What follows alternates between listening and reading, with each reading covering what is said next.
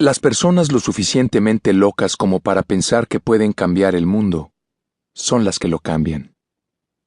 Anuncio piensa diferente de Apple, 1997. Introducción. ¿Cómo nació este libro? A principios del verano de 2004, recibí una llamada telefónica de Steve Jobs. Mantenía conmigo una relación de amistad intermitente, con estallidos ocasionales de mayor intensidad, especialmente cuando iba a presentar un nuevo producto y quería que apareciera en la portada de Time o en la CNN, compañías en las que yo había trabajado.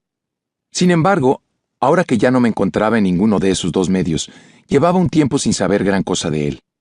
Hablamos un poco acerca del Instituto Aspen, al que yo me había unido recientemente, y lo invité a dar una charla en nuestro campus de verano en Colorado. Afirmó que le encantaría acudir, pero que no quería subir al escenario. En vez de eso, quería que diéramos un paseo para charlar. Aquello me pareció un tanto extraño. Todavía no sabía que los largos paseos eran su forma preferida de mantener conversaciones serias. Resultó que había pensado en mí para escribir su biografía. Hacía poco que yo había publicado una sobre Benjamin Franklin y me encontraba en medio de otra sobre Albert Einstein. Y mi primera reacción fue la de preguntarme, medio en broma, si él se veía como el continuador natural de aquella serie. Como asumí que todavía se encontraba en medio de una carrera llena de altos y bajos, a la que le faltaban no pocas victorias y derrotas por vivir, le di largas. Le dije que todavía no era el momento, que tal vez pasadas 1 o 2 décadas, cuando se retirase. Nos conocíamos desde 1984, cuando él llegó al edificio Time Life en Manhattan para comer con los redactores y cantar las alabanzas de su nuevo Macintosh.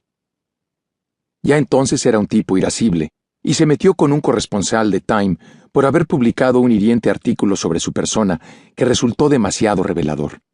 Sin embargo, cuando hablé con él poco después, me vi bastante cautivado, como tantos otros a lo largo de los años, por su intensa personalidad. Mantuvimos el contacto, incluso después de que lo destituyeran de Apple.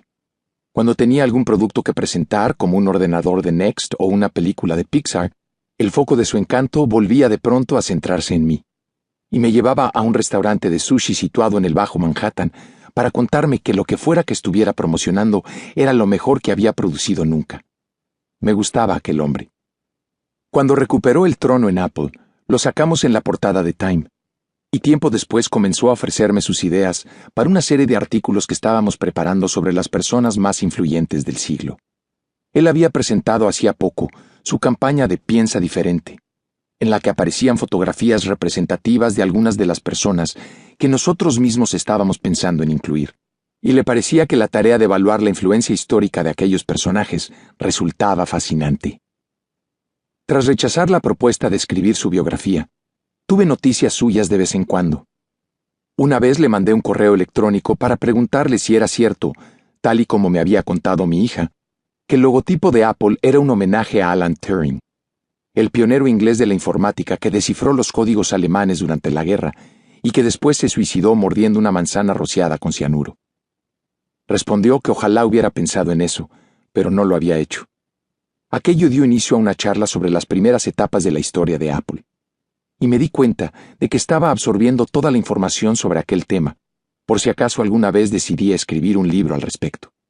Cuando se publicó mi biografía sobre Einstein, Jobs asistió a una presentación del libro en Palo Alto y me llevó a una parte para sugerirme otra vez que él sería un buen tema para un libro. Su insistencia me dejó perplejo.